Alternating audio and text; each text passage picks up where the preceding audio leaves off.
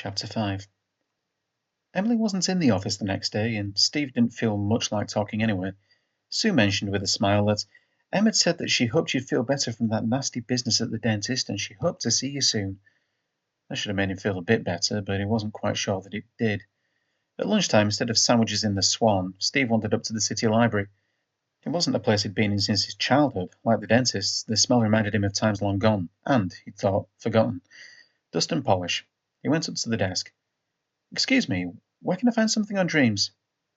"Is that dreams as in romantic, or psychology, or something else?" asked the librarian. "Psychology. What people dream and what it means," said Steve. "Oh, yes. Third bookshelf from the back there, under medicine. Where that big orange book is, that's the section." The big orange book was Subconscious in the 1970s by some impossibly glottal Eastern European name. Steve hunted about, remembering more and more when he'd been forced into the place to find out things about shrimps for biology homework or the Battle of Waterloo for history. A few promising titles turned out to be full of words longer than most of Steve's sentences and a lot of German. Eventually he came across a new book called The Oxford Companion to the Mind, although the cover was mostly black with an orange splodge. What was it about orange and these people? It seemed to be written in English. He took it back to the table. He looked up dreaming, and it didn't start well. "In our sleep we all intermittently experience insanity." Great, he thought. First Dr. Watson, and now this book thinks I'm a nutter. It didn't get much better, and after a page or so of REM, NREM, and hypnagogic hallucinations, what? Concluded that dreams could be affected by the surroundings, and nothing useful could be learned from them. Then followed another, shorter article on dreams in ancient Greece, which could have been written in ancient Greek for all the sense it made. The book switched to drugs and dualism. Steve glanced at his watch, which at least had the decency to be there this time, and saw that it was time to get back to work. Getting up to leave, he remembered the dash back over to North Hill to school in the rain. He used to be able to do it in 10 minutes, and now he'd be lucky if he could do it in 20. On the way out, an impulse.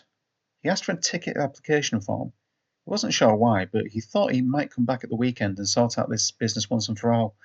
The rest of the day was normal, boring even, except that he was hungry, what with no breakfast and no lunch. His tooth was aching, but he didn't think that he'd be able to eat enough soup to stop feeling starved.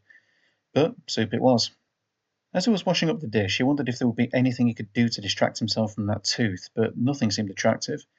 The garden really needed a good going over. The roses hadn't been cut back since last summer, and with spring in the air, they were threatening to get out of control.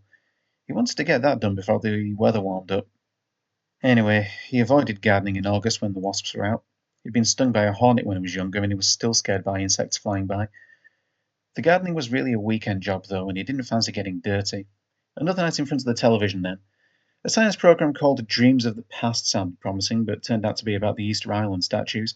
Great blocks of stone carved into giant faces. They stood around the island staring into space from blank eyes.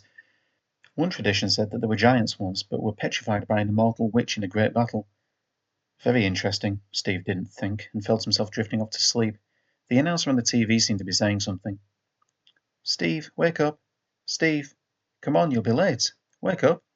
He sounded like Emily, and he stirred and looked up.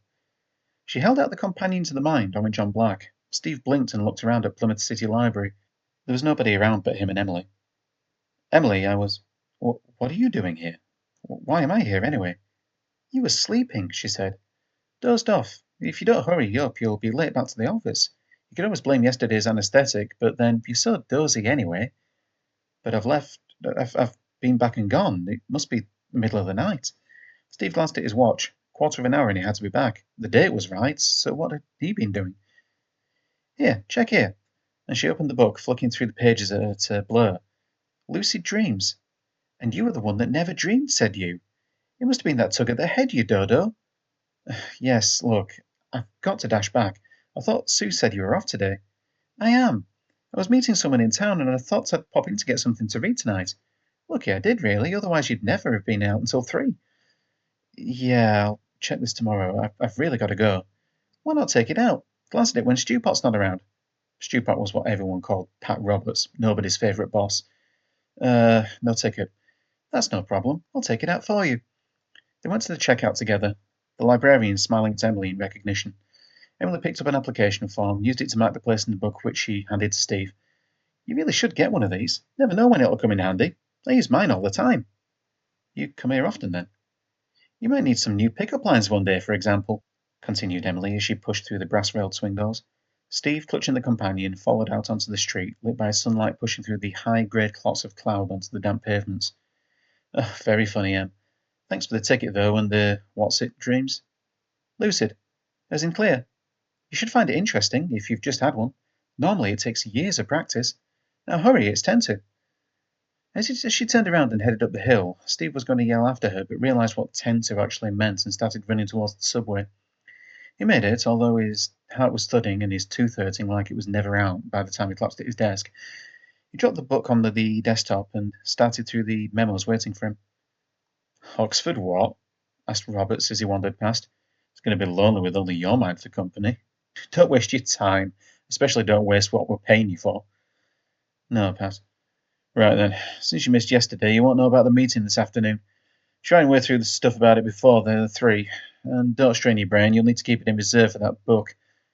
Wit, thought Steve, as Robert strolled off, as he fished out the 5-page memo.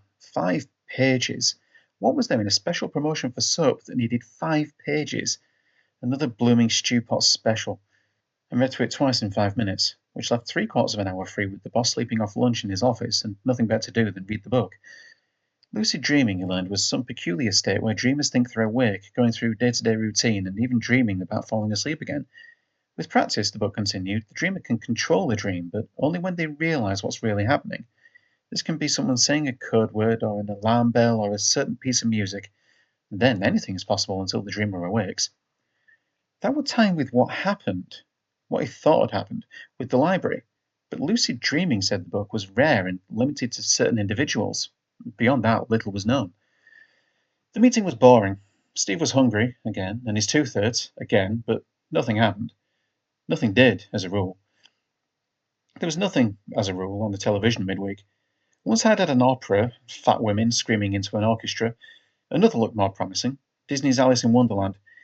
I watched that for a bit, hoping for some different cartoons, but the programme turned out to be about Charles Dodgson, alias Lewis Carroll, that strange Victorian vicar who wrote the Alice books and was a fair mathematical philosopher besides.